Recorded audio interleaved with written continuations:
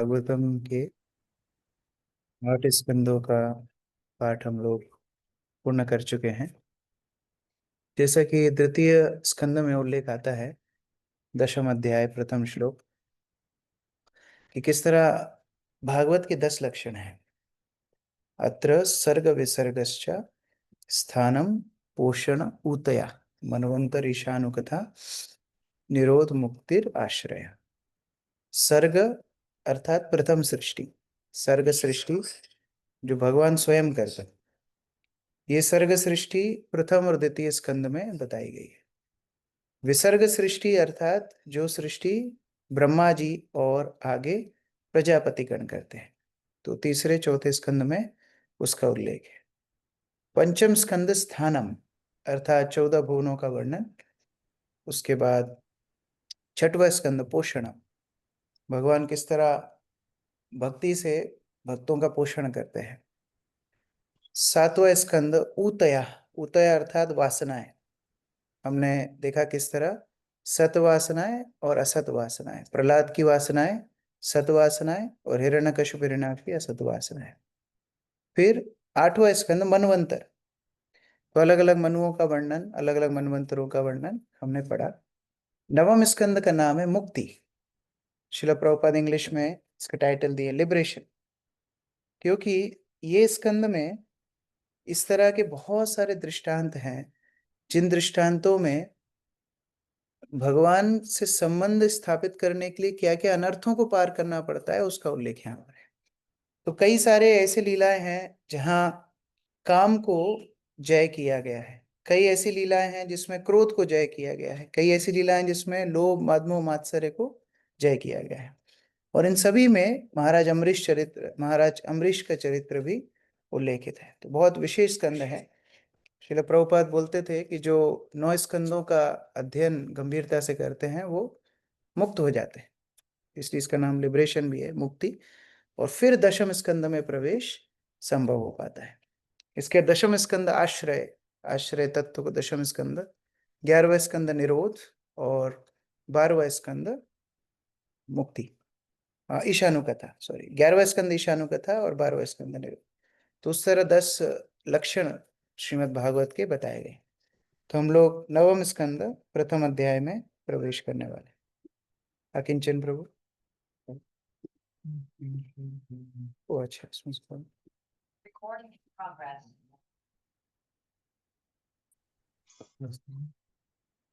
बेला चाहिए।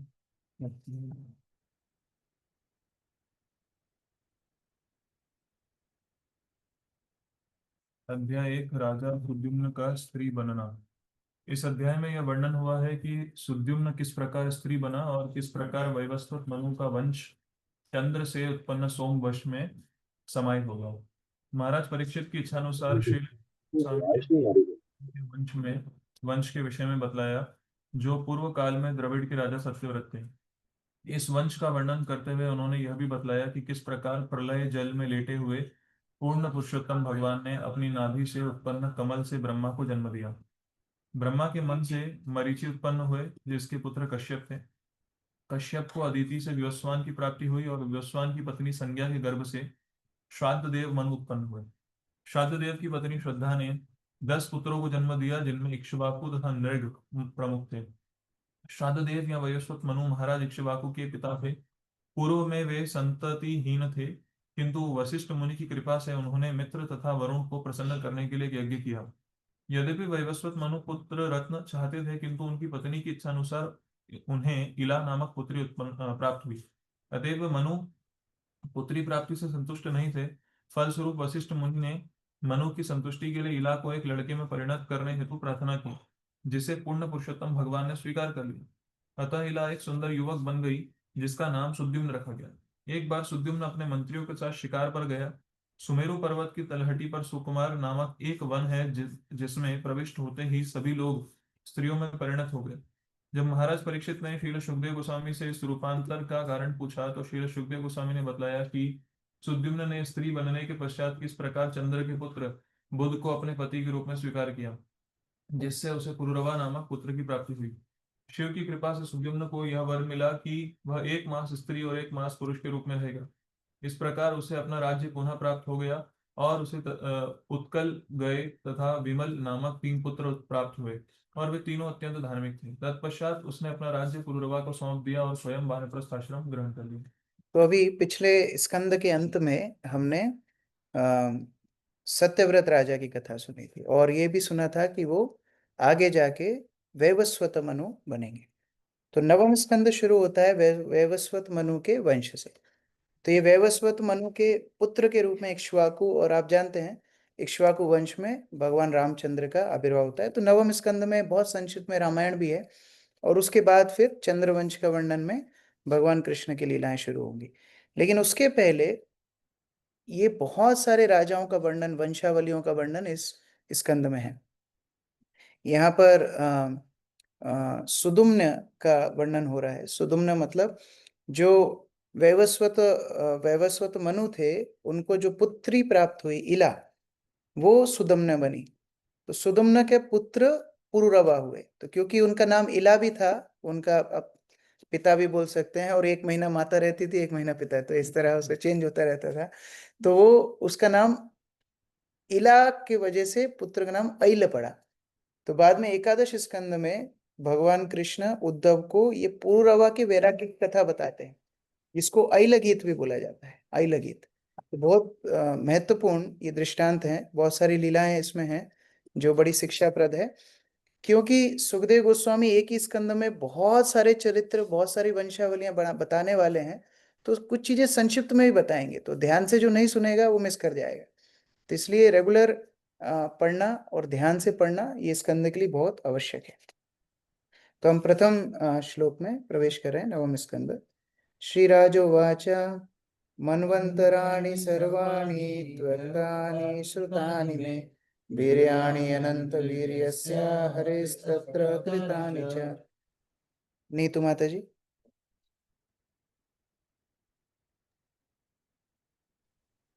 राजा परीक्षित ने कहा कि हे सुखदेव गोस्वामी, आप विभिन्न मनुओं के समस्त कालों का विस्तार से वर्णन कर चुके हैं और उन कालों में असीम शक्तिमान पूर्ण पुरुषोत्तम भगवान के अद्भुत कार्यकलापों का भी वर्णन कर चुके हैं। मैं भाग्यशाली हूँ कि मैंने आपसे ये सारी बातें सुनी। हरे कृष्ण तो प्रभु। सर्वप्रथम स्वयंभू मनु के वंशजों का वर्णन बड़े विस्तार से 2-3 स्कंदों में हुआ, और अभी ये वर्तमान जो मनु है, वैवस्वत मनु, उनके मनवंतर का भी वर्णन विस्तार से हो रहा है। क्योंकि इसी मनवंतर के 28वें चतुर्युग में भगवान स्वयं प्रकट होते हैं। योऽसौ सत्यव्रतो नाम राजर्षि द्रविडेश्वर ज्ञानं योऽतीतकल्पान्ते लेभे पुरुष सेवया स वै वैवस्वतो पुत्रो मनुरासीत् इति श्रुतम् त्वत्वस्तस्य सुताः प्रोक्ता इक्ष्वाकु प्रमुखो नृपा। जय प्रभु पढ़ो। हरे कृष्ण प्रभु जी, धन्यवाद प्रणाम। द्रविड़ देश के साधु राजा सत्यव्रत को भगवत कृपा से गत कल्प के अंत में अधिकतम ज्ञान प्राप्त हुआ और वह अगले मानव मनवंतर में विवासना का पुत्र व्यवस्थ मनु बना। मुझे इसका ज्ञान आपसे प्राप्त हुआ है। मैं यह भी जानता हूँ कि इक्ष्वाकु अत्यधि राजा उसके पुत्र थे, जैसे कि आप पहले बता चुके हैं। इस प्रकार अभी परीक्षित महाराज दोहरा रहे हैं। जो सुना है उसको दोहराने से ये पुष्टि हो जाती है कि हमने ठीक से श्रवण किया है। तो इस प्रकार से जब प्रश्न भी पूछे जाते हैं, तो कक्षा से संबंधित प्रश्न पूछने का तरीका यह है कि जो कक्षा में बताया गया है उसका उल्लेख संक्षिप्त में हो, आधे वाक्य में, कि ये उल्लेख हुआ था और इसके आधार पर मेरा ये प्रश्न है। तो उस तरह परीक्षित महाराज बोल रहे हैं, आपने बताया कैसे सत्यव्रत आगे जाके वैवस्वत मनु बने, और मैंने ये भी सुना पूर्व में कि इक्ष्वाकु इत्यादि उनके पुत्र थे।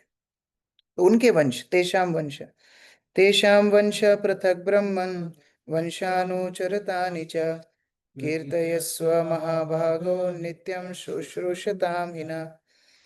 जयपाल प्रभु।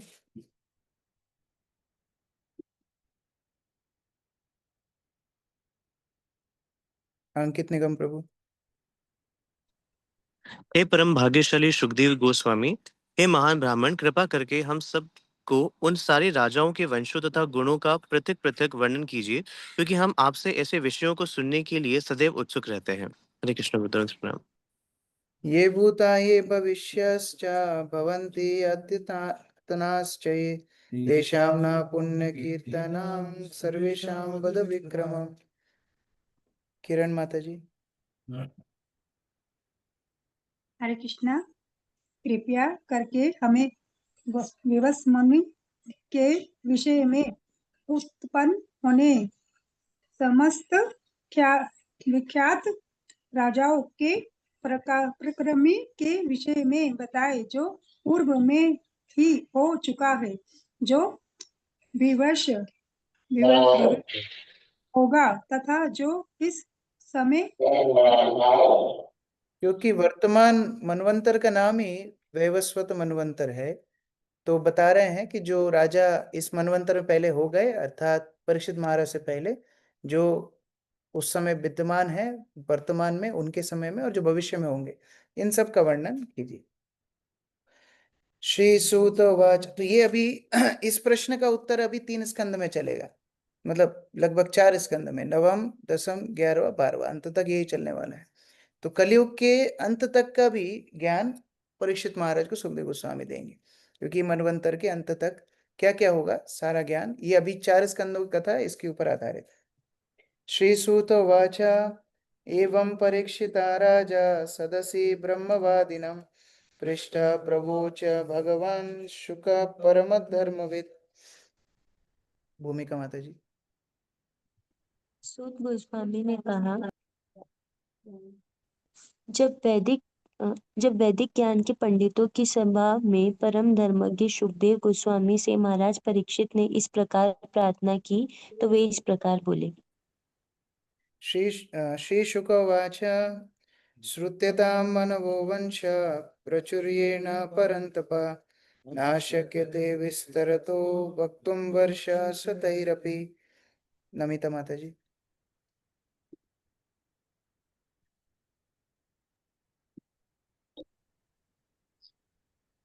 श्री सुखदेव गोस्वामी ने आगे कहा, हे शत्रुओं का दमन करने वाले राजा, अब तुम मुझसे मनु के वंश के विषय में विस्तार से सुनो। मैं यथासंभव तुम्हें बतलाऊंगा, यद्यपि सैकड़ों वर्षों में भी उसके विषय में पूर्ण रूपेण नहीं बताया जा सकता। परावरेशं भूतानां आत्मा य पुरुषः परा स एवासिदिदं विश्वं कल्पान्ते अन्य न किंचन। शिरोमणि राधिका माता जी।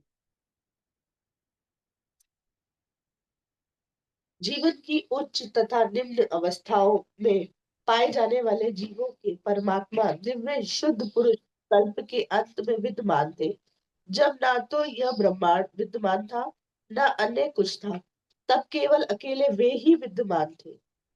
तो कोई भी भविष्य की बात हो, चाहे भूतकाल की बात हो, चाहे वर्तमान की बात हो, भगवान के इतिहास से पृथक नहीं है। जब कुछ नहीं था भगवान विद्यमान थे, जब कुछ नहीं रहेगा भगवान विद्यमान रहेंगे। तात्पर्य वंदना माता जी। हरे कृष्णा। तात्पर्य, मनु के वंश को कहाँ से प्रारंभ किया जाए, इस दृष्टि से सुखदेव गोस्वामी यह कहते हुए प्रारंभ करते हैं कि जब सारा विश्व जलमग्न हो जाता है तो केवल भगवान विद्यमान रहते हैं, उनके अतिरिक्त अन्य कुछ नहीं रहता। अब सुखदेव गोस्वामी यह बताएंगे कि भगवान एक एक करके वस्तुओं को किस प्रकार उत्पन्न करते हैं। हरे कृष्ण। इतिहास है भगवान से ही शुरू होता है, इसलिए यहाँ पर अब पूरा एकदम भगवान से कैसे ये मनवंतर की शुरुआत इत्यादि हुई वो संक्षिप्त में बताने वाले हैं। तस्य अर्थात भगवान। तस्य नाभे संभवत पदकोशो हिरण्मय तस्मिन् जागे महाराजा स्वयंभू चतुरानन। परमवीर प्रभु। हरे कृष्ण प्रभु नमस्कार। हे राजा परीक्षित, पूर्ण पुरुषोत्तम भगवान की नाभि से एक सुनहला कमल उत्पन्न हुआ, जिस पर 4 मुखों वाले ब्रह्मा ने जन्म लिया। मारीचिर्मनसस्तस्य जागे तस्यापि कश्यप दाक्षिणायान्यतो दित्यान् विवस्वान् अभवत् सुता।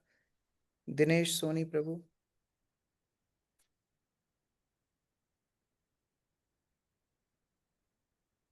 रितेश प्रभु। ब्रह्मा के मन से मरीचि ने जन्म लिया। हरे कृष्ण प्रभु जी।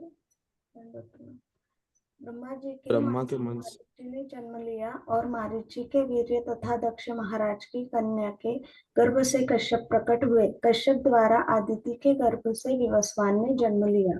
तो ब्रह्मा से मरीचि, मरीचि के साथ विवाह हुआ दक्ष की कन्या का। दक्ष भी ब्रह्मा जी के पुत्र हैं। और उसके बाद कश्यप का जन्म। कश्यप के विषय में आगे हम पढ़ चुके हैं पहले। कश्यप अदिति के गर्भ से विवस्वान, विवस्वान मतलब प्रथम अभी वर्तमान के सूर्यदेव।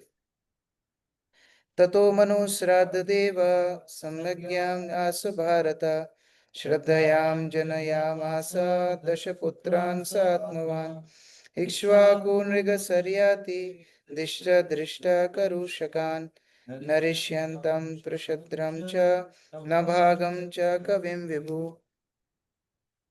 सुनीता माता जी।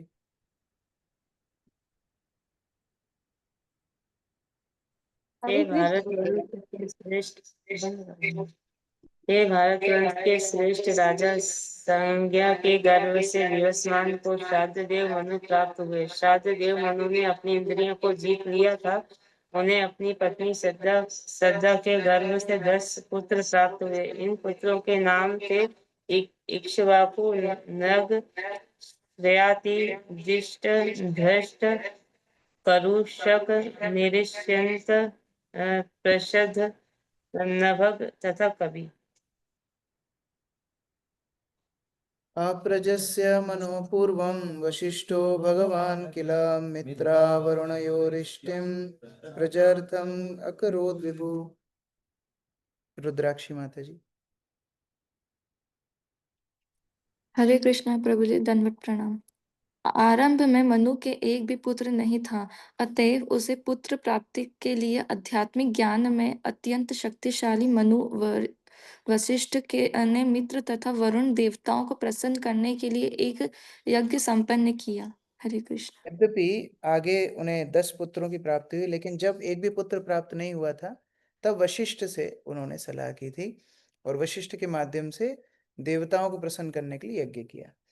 तत्र श्रद्धा मनोपत्नी होतारम सम्ययाचिता दुहितरार्थम उपगम्य प्रणिपत्य पयोव्रता। रीना माता जी। हरे कृष्ण प्रभु जी। उस यज्ञ के दौरान मनु की पत्नी श्रद्धा, जो केवल दूध पीकर जीवित रहने का व्रत कर रही थी, यज्ञ करने वाले पुरोहित के निकट आई, उसे प्रणाम किया और उससे एक पुत्री की याचना की। तो पति चाहता था पुत्र मिले, लेकिन पत्नी चुपचाप पुरोहित के पास जाके बोली नहीं पुत्री चाहिए। तो उस प्रकार से ये याचिका उनके द्वारा दी गई थी। प्रेषितो ध्यवरिरुणा होता व्यचरत् तत्समाहिता गृहीते हविषिवाचा वषट्कारं गृह्णाद्विजा। प्रमोद सिंह प्रभु।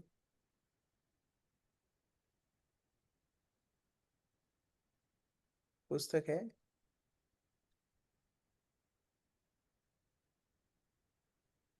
ठीक है। मोहित मोहित प्रमोदानंद प्रभु पढ़िए। प्रभु जी, प्रधान पुरोहित द्वारा ये कहे जाने पर अब आहुति डालो। आहुति डालने वाले होता ने आहुति डालने के लिए घी लिया। तब उसे मनु की पत्नी की याचना स्मरण हो आई। उसने वृष्ट शब्दोच्चार करते हुए यज्ञ संपन्न किया। हरे कृष्ण। तो जो उद्देश्य से यज्ञ हो रहा था वो उद्देश्य तो पुत्र प्राप्ति का था और पत्नी का भी अनुरोध था। तो अभी दोनों कैसे होंगे सुलभ, वो आगे कथा में आएगा।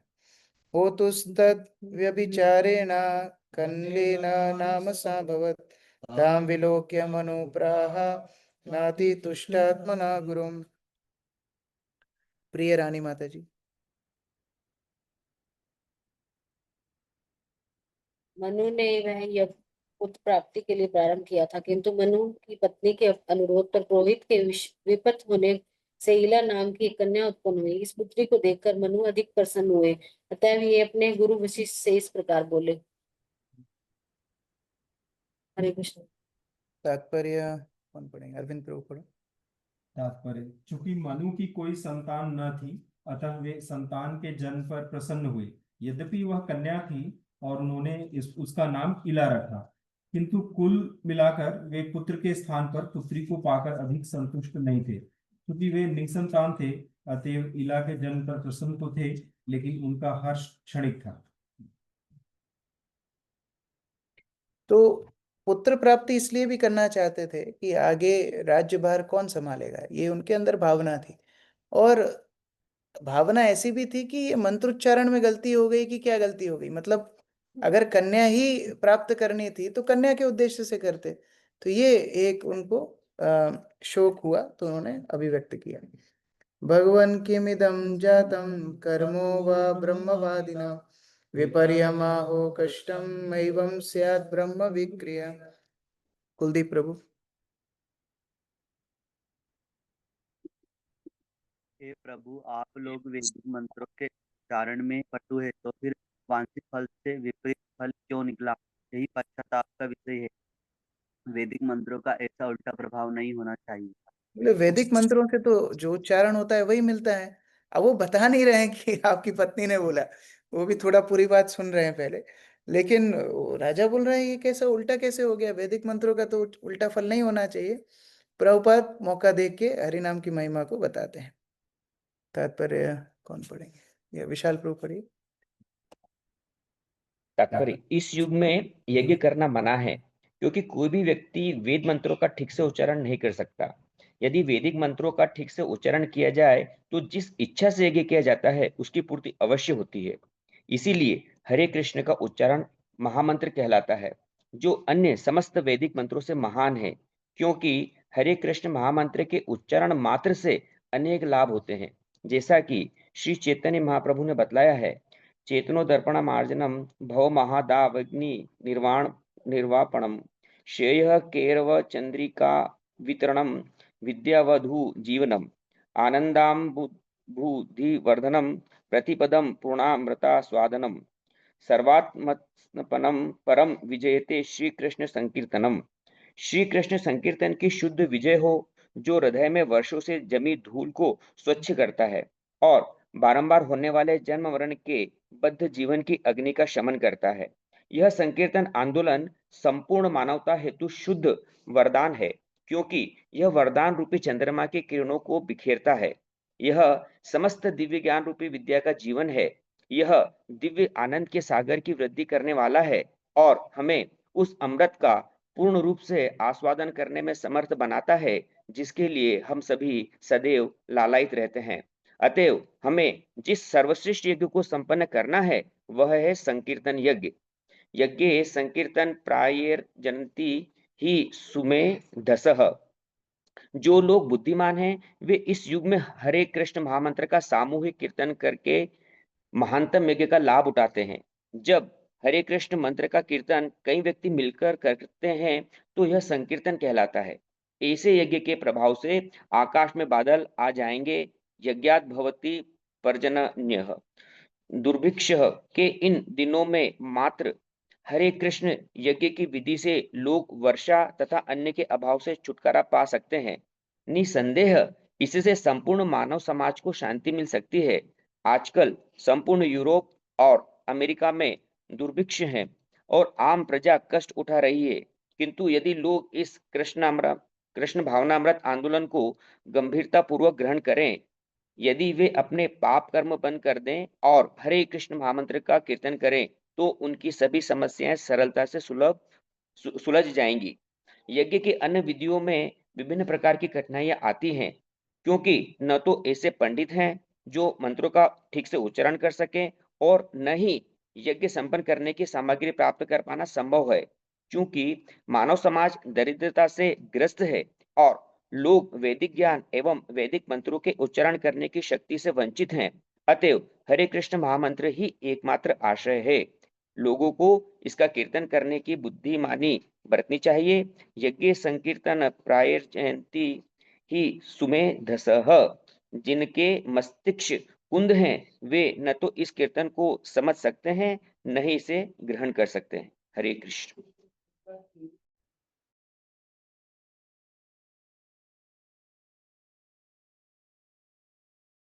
हरे कृष्णा प्रभु जी, आपकी आवाज नहीं आ मुझे रही। आवाज नहीं आ रही आपकी। हरी हरी। तो शिल प्रभुपाद की मानता है कि शिल प्रभुपाद हमें विषय से भटकने नहीं देते। जैसे 1975 प्रभुपाद मद्रास गए और वहां पर कई रिपोर्टर प्रभुपाद को मिलने के लिए आए। तो एक रिपोर्टर प्रभुपाद को पूछता है, क्योंकि दक्षिण भारत अद्वैत के लिए बड़ा प्रचलित है, अद्वैतवाद और द्वैतवाद भी, दोनों वैष्णवों और शैवों के बीच में काफी डिबेट्स भी हुए, युद्ध भी हुए, लड़ाई भी हुई, एक दूसरे को मारा भी, बहुत मंदिर भी तोड़े। तो वो पूछ रहे थे कि स्वामी जी आपका कौन सा सिद्धांत है, द्वैतवाद अद्वैतवाद? प्रभुपाद बोले तुम्हारे दोनों समझ में नहीं आएंगे, पहले तुम ये समझो अन्नात् भवति भूतानि, खाना पीना तुम्हारा कहाँ से आता है, पहले ये सोचो। तो अद्वैत द्वैत तुम्हारा बस की बात नहीं है। तो उसका दिमाग घूम गया। तो फिर प्रभुपाद ने ये समझाया, अन्नात् भवति भूतानि, अन्न आएगा तब तुम जीवित रहोगे। अन्न कैसे आएगा? वर्षा होगी, यानी प्रकृति अनुकूल होगी। प्रकृति अनुकूल कैसे होगी? यज्ञ के माध्यम से। यज्ञ कलयुग का कौन सा है? हरे कृष्ण महामंत्र, इसलिए तुम संकीर्तन में लगो। तो प्रभुपाद को मालूम है किसका कौन सा अधिकार है, उसके हिसाब से प्रभुपाद बोलते हैं। तो यहाँ पर शिल प्रभुपाद बता रहे हैं कि यज्ञ से विपरीत फल हो सकता है, लेकिन संकीर्तन यज्ञ से कोई विपरीत फल नहीं होगा। इसलिए श्रेष्ठतम भगवान की उपासना है भगवान के नाम का जप। यूयं ब्रह्म विदो युक्त तपसा दग्ध किल्बिषा कुतः संकल्प वैषम्यम अनृतम विबुदेश्व। अक्रूर प्रभु।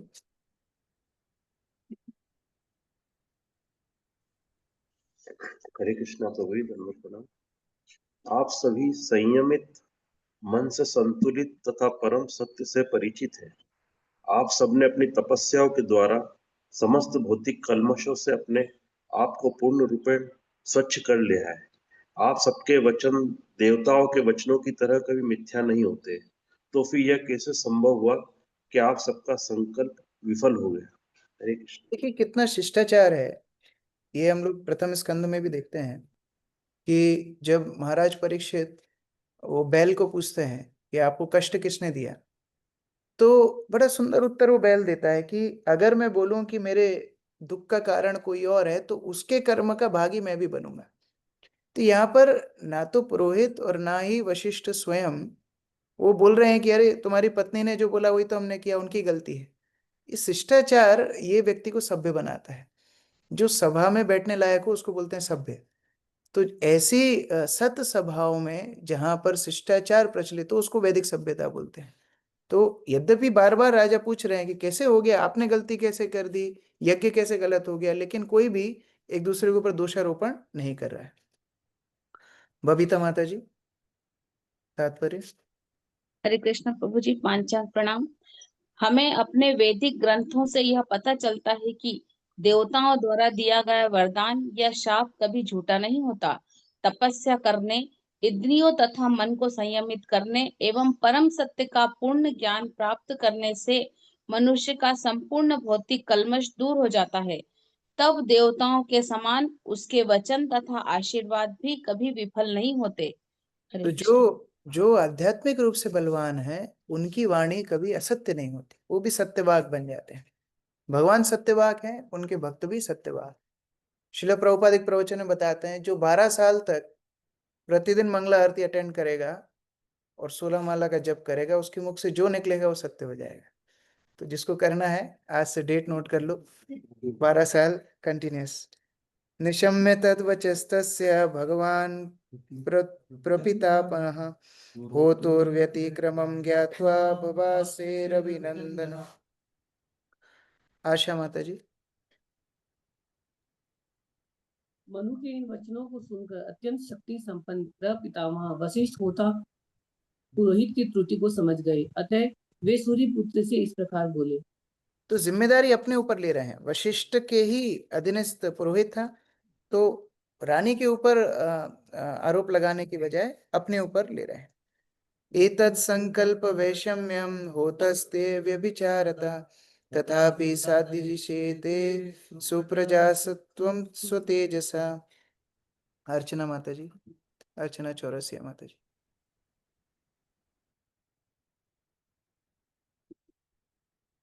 तुम्हारे तुम्हारे पुरोहित द्वारा मूल उद्देश्य से विचलन के कारण लक्ष्य में यह त्रुटि हुई है, फिर भी मैं अपने सामर्थ्य से तुम्हें एक अच्छा पुत्र प्रदान करूंगी।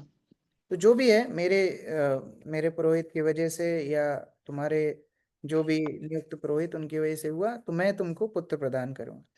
एवं व्यवसितो राजन भगवान स महायशा अस्तोषेदादि पुरुषम इलया तुंस्त्व काम्यया। सुजाता माता जी। श्रील सुखदेव गोस्वामी ने कहा, हे राजा परीक्षित, अत्यंत सुविख्यात एवं शक्ति संपन्न वशिष्ठ ने यह निर्णय लेने के पश्चात शुद्ध पुरुष भगवान श्री विष्णु से इला को पुरुष में परिणत करने हेतु प्रार्थना की। हरे। तो बोले दूसरा नहीं, ये इसी को आप पुरुष बना दो। तस्मै काम वरम तुष्टो भगवान हरिरीश्वर यदा विला भवतस्तेन सुदुम्न्य पुरुष श्रवा।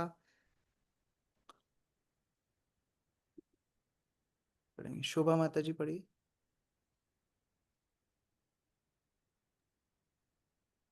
शुद्ध नियंता पूर्ण पुरुषोत्तम परमेश्वर ने वशिष्ठ से प्रसन्न होकर उन्हें इच्छित वरदान दिया।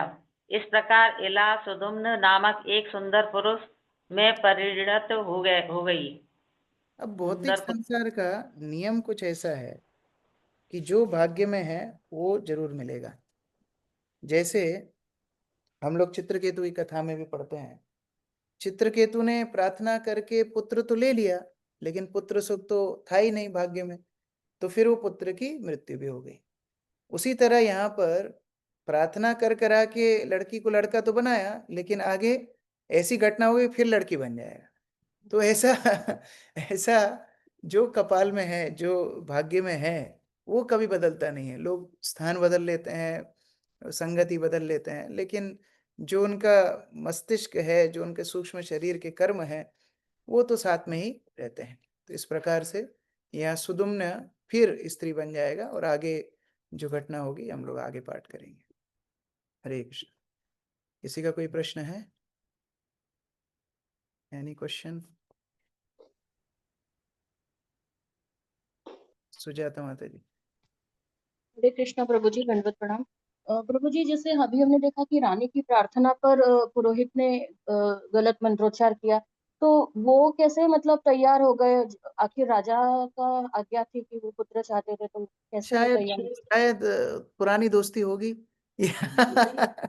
या फिर पुरोहित को हो सकता है कि रानी की प्रार्थनाएं गंभीर लगी होंगी। जो भी कारण हो, कई बार ऐसा हो जाता है, पति कुछ बोल के जाते हैं, फिर पत्नी पुरोहित को कुछ और बताती है कि ऐसा भी कर देना। तो हो सकता है पुरोहित ने उसलिए गंभीरता से ले ली। Thank you. छोटी जहाँ माता जी। हरे कृष्ण प्रभु जी, दंडवत प्रणाम। प्रभु जी, जैसे मेरे प्रभु बोलते हैं जो कि बर्थडे हमेशा भगवान का ही मनाया जाना चाहिए, तो बड़े लोग का मतलब मेरे प्रभु इस पे मतलब थोड़ा वो करते हैं जो कि बड़े लोग का नहीं मनाना चाहिए। आप थोड़ा गाइड करें। तो उनका मत बनाना, आपका बना लेना ठीक है देखो, अलग अलग भक्त की अलग अलग भावना होती है। वो यदि नहीं मनाना चाहते कोई बात नहीं, लेकिन आपका बर्थडे हम लोग बनाएंगे, तो आप मंदिर आ जाना, आपका केक कटिंग करेंगे। ठीक है। प्रसिद्ध चैतन्य प्रभु। हरे कृष्ण प्रभु। तो कल किंचन प्रभु ने मुझे कुछ अपना जो हम लोग जब करते हैं उसको लेके कुछ सावधानी वाले कुछ उन्हें टिप्स दिए थे। उसमें एक था 1 tear shed in chanting is worth more than millions of dry rounds।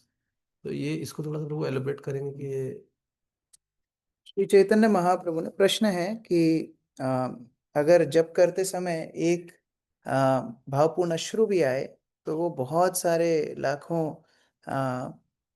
रूखे सूखे जप के तुलना में श्रेष्ठतम है। तो एक बात तो ये कि इसका मतलब कई बार लोग दूसरा भी निकालते हैं। जैसे मुझे याद है एक बार हम लोग जो नया नया उत्साह था प्रचार करने का, तो उज्जैन आए हुए थे समर वेकेशन में।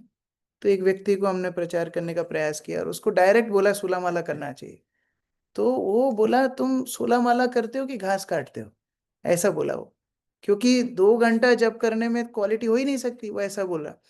तो इससे अच्छा है एक माला करो प्रभु जी, लेकिन बहुत अच्छे से करो, ऐसा उसका विचार था। तो ये विचार से हम सहमत नहीं है। क्यों? क्योंकि सबसे पहले तो गुरु आज्ञापूर्ण 16 माला का जप कम से कम नियमबद्ध हो करके जीव करे, सबसे पहले। अभी दूसरी बात है, श्री चैतन्य महाप्रभु ने हमको शिक्षाष्टकम दिया है, और शिक्षाष्टकम 8 श्लोक दे करके महाप्रभु ये बता रहे हैं कि ये 8 श्लोकों के अलावा और कोई वस्तु की आवश्यकता ही नहीं है। ऐसा नहीं महाप्रभु ग्रंथ नहीं लिख सकते थे, लेकिन ये 8 श्लोक में सारे वैदिक ग्रंथों का सारातिसार चैतन्य महाप्रभु ने दे रखा है। अब शिक्षाष्टकम शुरू कैसे होता है? शिक्षाष्टकम शुरू होता है भगवत नाम की महिमा से, क्योंकि सबसे पहले हम किसी वस्तु की महिमा सुनते हैं तब उस क्रिया को शुरू करते हैं। शुरू करने के बाद दूसरी स्टेज क्या आती है? दूसरी स्टेज आती है कि मन नहीं लगता है ना, तो ये दूसरा श्लोक है कि जहां मेरी आसक्ति भगवान आपके नाम में नहीं है, ये दूसरा स्टेज। फिर स्टेज आती है जहां भक्त फिर भी प्रयास करता है सतत भगवान के नाम लेने का, उसकी रुचि नहीं है, फिर भी कीर्तन्य सदारी, फिर भी प्रयास करता है कि मैं भगवान का नाम लेता रहूं।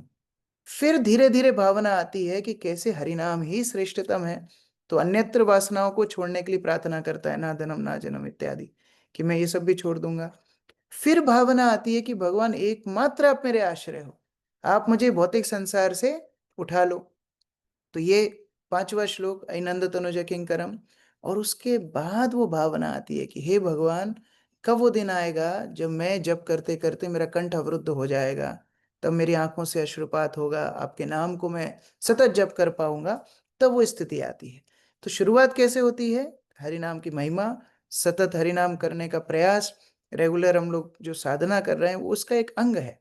फिर धीरे धीरे वो भावना अपने आप विशुद्ध होती जाती है, जहां भगवान के नाम को जप करके भक्त अष्ट सात्विक विकार प्राप्त करता है। लेकिन ये अधिकार साधना से नहीं है, ये प्रयास भक्त कर सकता है, लेकिन ये वर भगवान स्वयं देते हैं, हरिनाम स्वयं भक्त को उस तरह की अनुभूतियां देते हैं, प्रयास से नहीं आएगी, आशीर्वाद से आएगी।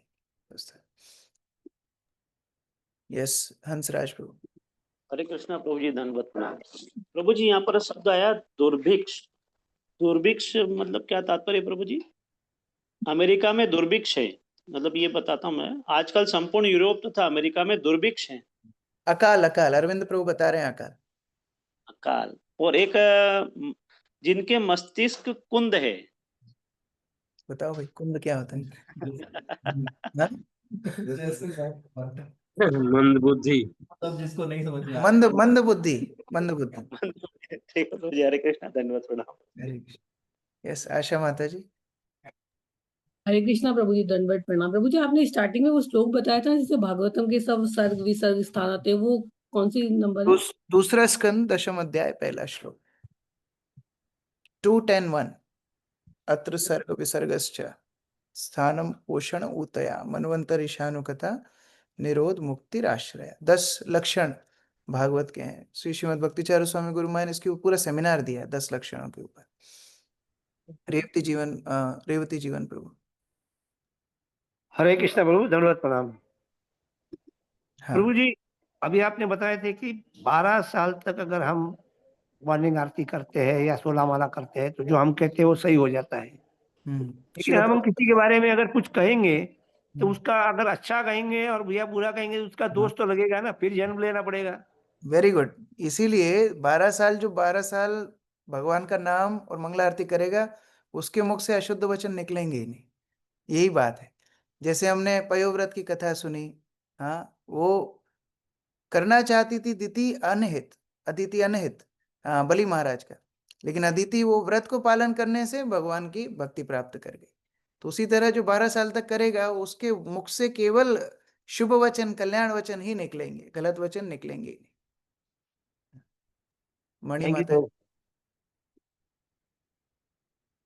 हरे कृष्ण प्रभु जी, ये इसमें एक श्राद्ध देव मनु और वैवस्वत मनु एक ही नाम दोनों है एक ही, हाँ, उनके अलग अलग नाम है। ठीक है। रेखा माता जी। हरे कृष्णा प्रभु जी। प्रभु जैसे ब्रह्मा जी का आता है कि 4 मुख वाले ब्रह्मा जी हैं, तो ये क्या 4 मुख कुछ हमें बताते हैं, मतलब किसी चीज को? शायद मैनेजमेंट करने के लिए चारों दिशाओं में देखना पड़ता है, इसलिए 4 मुख होंगे, ऐसा हो सकता है।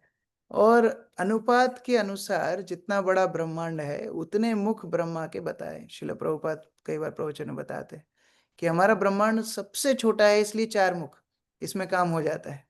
क्योंकि अभी कोई बहुत व्यस्त व्यक्ति है, फोन लगाना है, एक ही मुख है, तो शायद एक ही फोन पे बात हो पाएगी। 4 होंगे तो 4 जनों से एक साथ बात हो सकती है। तो ब्रह्मा जी एक समय पे कई काम कर पाए, इसलिए 4 मुख होंगे शायद। लेकिन जितना बड़ा ब्रह्मांड होता है उतने ज्यादा मुख होते हैं। कई ऐसे ब्रह्मा है जिनके करोड़ों मुख हैं। तो ब्रह्मांड का जो साइज है उतना ही अनुपात में बड़ा होता है। हमारा ब्रह्मांड सभी ब्रह्मांडों में सबसे छोटा है, इसलिए 4 मुख वाले ब्रह्मा से काम चल जाता है। हरे राग कृष्ण। हरे कृष्ण।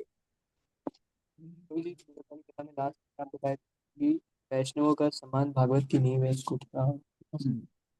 यहाँ प्रश्न है कि एक जगह उन्होंने श्रवण किया इस तरह वैष्णव के संबंध भागवत की नींव है, क्योंकि बिना वैष्णवों के संगति के भौतिक वासनाओं से व्यक्ति मुक्त नहीं हो सकता। परस्परानुकथनम, जब परस्पर आपस में मिलके भक्त लोग भगवान की कथा सुनते हैं, पावनम भगवती जशा, तब वो भगवान का यश, भगवान की कथा वैष्णव को पवित्र करती है। लेकिन अगर वैष्णव के बीच में परस्पर संबंध अच्छे नहीं होंगे तो भागवत कथा उनको शुद्ध नहीं करेगी। तो जो साथ में एक साथ वासनाओं से मुक्त होंगे, एक साथ भगवत धाम जाएंगे, एक साथ भक्ति में तुष्ट होंगे, जब परस्पर संबंध अच्छे होंगे। इसीलिए भागवत को पढ़ने के लिए, भागवत समझने के लिए वैष्णवों के संग में भागवत पढ़ना आवश्यक है, अच्छे संबंधों से। हरे कृष्ण। जैसे एक उल्लेख आता है, एक बार if I am not mistaken, Devki Nandan Thakur Bhagwat कथा कर रहे थे, और उनकी कथा में एक महान भक्त, मैं नाम भूल रहा हूँ, वो आए और वो कथा बोल रहे थे, और वो जो वैष्णव सुन रहे थे उनको इतना भगवान का साक्षात्कार हो रहा था कि वो रोने लगे। तो जो कथा कर रहे थे उनको लगा ये नाटक कर रहे हैं। दोनों ही महान भक्त थे, उनके उदाहरण से हमको सिखा रहे हैं। तो उन्होंने उनके शिष्यों को बोला इनको उठा के बाहर फेंक दिया। तो शिष्यों ने उनको उठा के बाहर फेंक दिया। यहाँ उनका अभी शब्द ही नहीं निकल रहा, बंद हो गया। यहाँ जो पोटेंसी थी कथा करने की वो यहाँ बंद हो गई। तो इसका मतलब वैष्णवों के प्रति अपराध होगा, कथा बंद हो जाएगी। लेकिन वैष्णव के बीच में संबंध अच्छा होगा तो भागवत कथा दोनों को पवित्र करेगी, सुनने बोलने सबका। हरे कृष्ण। कृष्ण प्रभुपाद की जय, समवेत भक्त वृंद की जय।